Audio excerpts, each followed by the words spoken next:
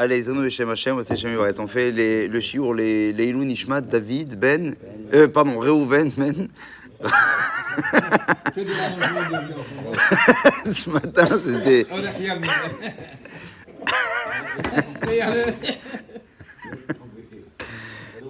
Donc c'était. On fait les Ilou Nishmat. Reuven Ben Raphaël. Top, alors on y va. La Gemara, elle raconte sur une histoire qui s'est passée avec Rabbi Yehuda Anassi. D'accord? Allez, Rafi, allez là, je portable 2 secondes. Après le décès de Rabbi Yehuda Anassi. Rabbi Yehuda Anassi, qui c'était? Le Misnayot. Exactement. L'auteur, c'était le Tana reconnu comme étant l'auteur même de la Mishnah. En fait, il est né, Rabbi Yehuda Anassi, le jour, si je me rappelle bien, où Rabbi Akiva est décédé.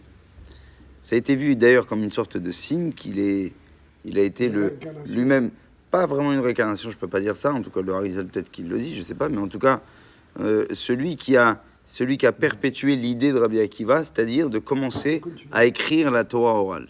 Ça a été effectivement l'une des choses qui a été mise sur la tête de Rabbi Anassi lorsqu'il est né.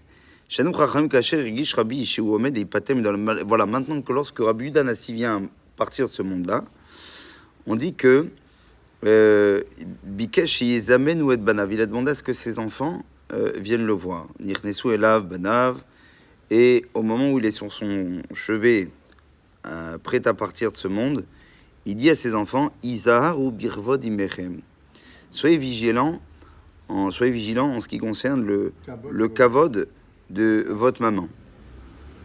Haner yamshich liot daluk bimkom yeshivati liyad hashulchan.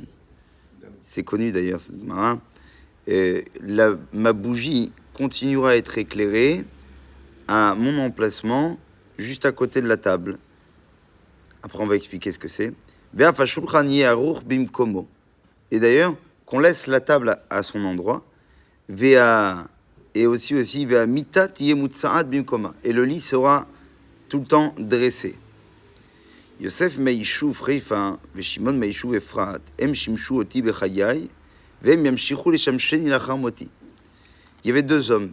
Il y avait un qui était Yosef, qui venait de Reifa, et Shimon, qui venait de Efrat, continueront à venir comment on appelle ça, me servir. Ils étaient ses bedeaux, c'était ses bedeaux donc durant tout son vivant, et ils continueront même après sa mort à venir quand même à être Meshamesh Oto.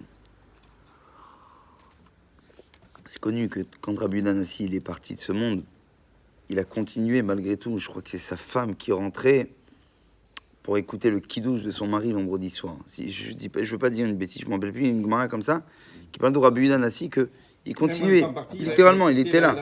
Il était là, exactement. Ma péché ou qu'est-ce que c'est exactement ces directives que Rabbi Yehuda Anassi fait juste avant de partir.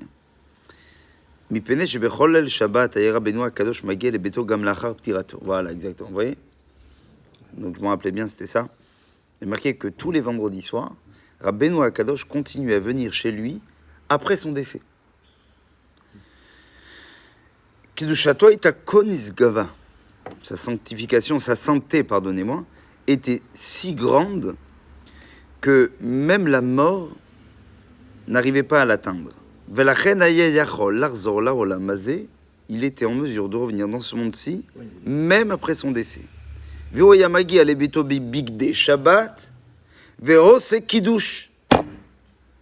continue à faire Shabbat et à faire Kiddush.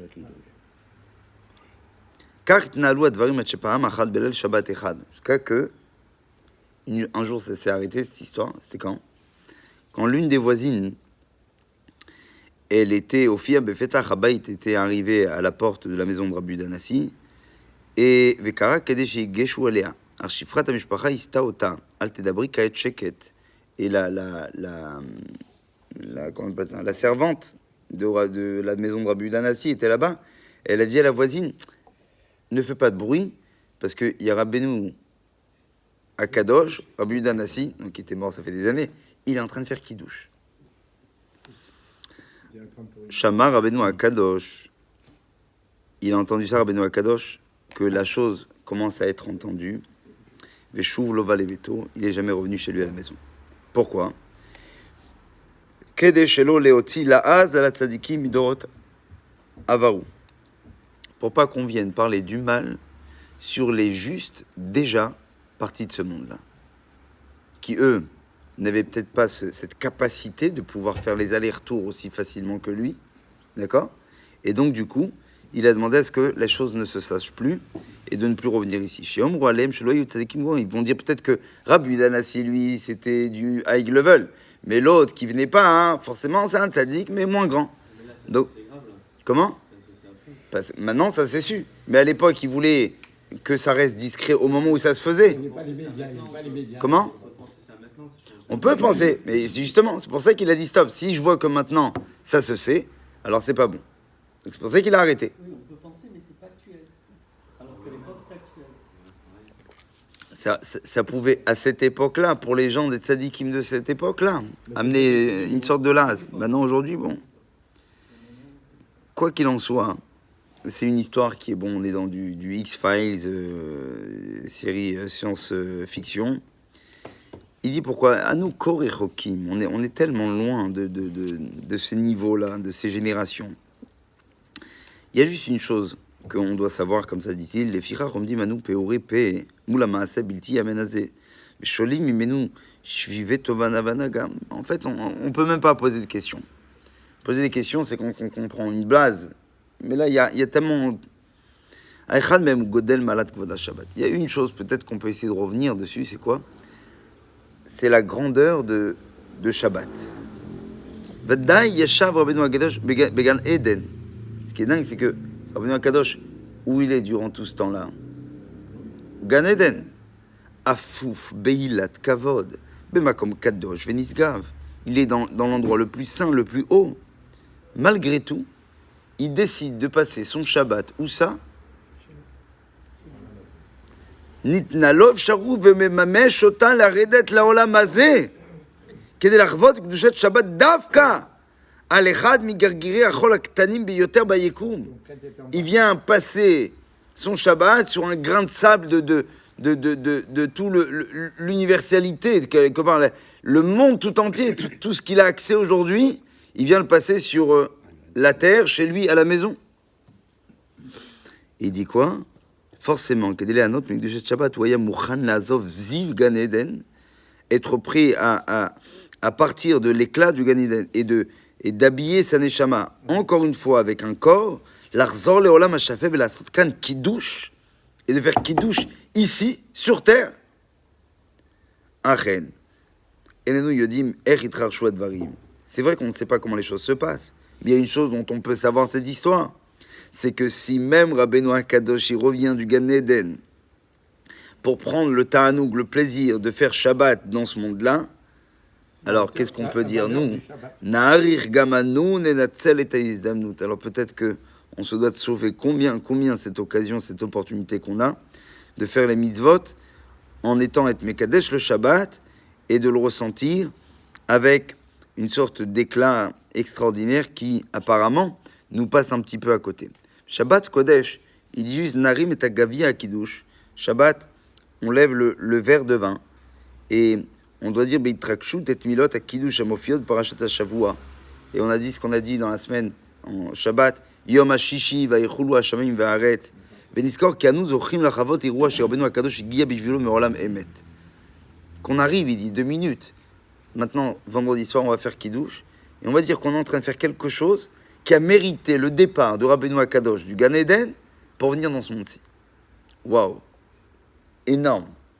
On va se disputer pour faire Kiddush, tu vois ce que je veux dire? C'est un srout. Shviv mouflan osaf aole minamaseze ou gvod azulat. Deuxième point qui est remarquable dans cette histoire, c'était le respect de l'autre. Al afakol viter Rabbeinu Akadosh ba'achatal kol amalot ha'uchaniyut shuvisik b'Shabbat kodesh ba'olam hazeh. Et il dit, et après tout ça, qui valait le coup de sortir du Gan Eden et s'installer chez lui à la maison dans ce monde-ci, remettre l'enveloppe d'un corps pour faire kiddush ba'olam hazeh, il y avait quelque chose encore de plus fort que ça, qui lui a demandé d'arrêter, c'était quoi? Kvod azulat, le respect d'autrui. le respect d'autrui. Al af hakol viter Rabbeinu HaKadosh Baruch Hu al kol hamanot ruchaniot shu isik b'Shabbat kodesh b'olam hazeh kedei lemnoa, pour ne pas vexer les autres tzadikim. Peut-être qu'on dirait que ils n'étaient pas si grands que ça après tout. Be'achat nitru kol hashikulim shuvu lo yarad min hashamayim. Et donc ça, il a fini d'arrêter. C'est-à-dire que le Gan Eden n'était pas assez fort pour le convaincre de rester au Gan Eden uniquement pour le Shabbat, si ce n'est qu'une chose qui l'a poussé à arrêter tout ça, c'était peut-être que comme ça, les gens vont commencer à être blessés, j'arrête de suite. Mais vater al noam ha-Shabbat bekerev bnei Adam, bilvad shelo livgoa bazulat. Waouh! Il y a un monde le neged enenu v'tohu madim shel Rabbeinu HaKadosh, alors que viennent devant nos yeux, vituro, ces concessions extraordinaires qui étaient Rabbeinu HaKadosh, Bécha, Shenit Daresh, à nous les Viturim. Ouais, quand nous, on demandera nous aussi aux autres d'avoir des concessions, Kedeli Shmor al Kevod Azulat, pour faire justement, et être, pour privilégier à chaque fois, bien évidemment, le respect d'autrui. Donc c'est-à-dire qu'il y a Rabbeinu HaKadosh qui descend pour Shabbat, c'est déjà énorme, mais au-delà de ça, au-delà de tout ça, il y a le kavod qu'on se doit de donner à l'autre, qui lui finalement va bien au-dessus du Gan Eden et au-dessus du Shabbat. Chazak u'baruch.